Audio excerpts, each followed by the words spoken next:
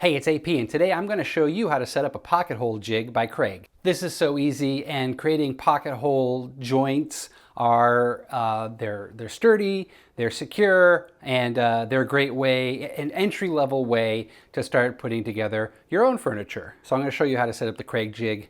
It's super easy. First things first.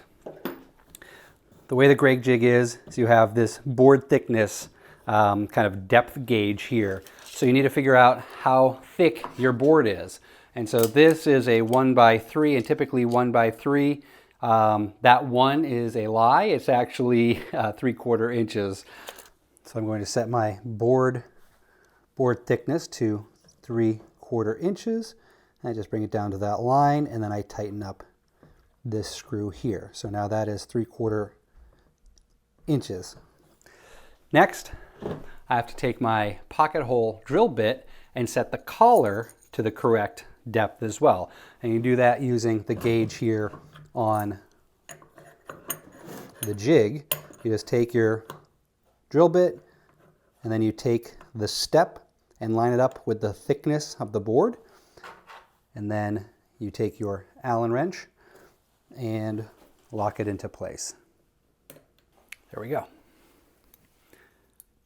So now I am ready to screw a pocket hole. And to do that, ideally you clamp this down to the table. And I'm going to take my board here and I'm going to pop it in. I take my line, I line it up, close it, clamp it.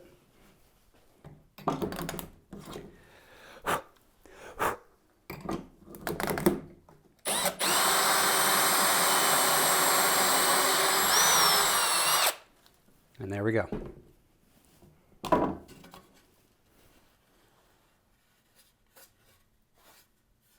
And that's how you set up a pocket hole jig by Kreg. Thanks for watching.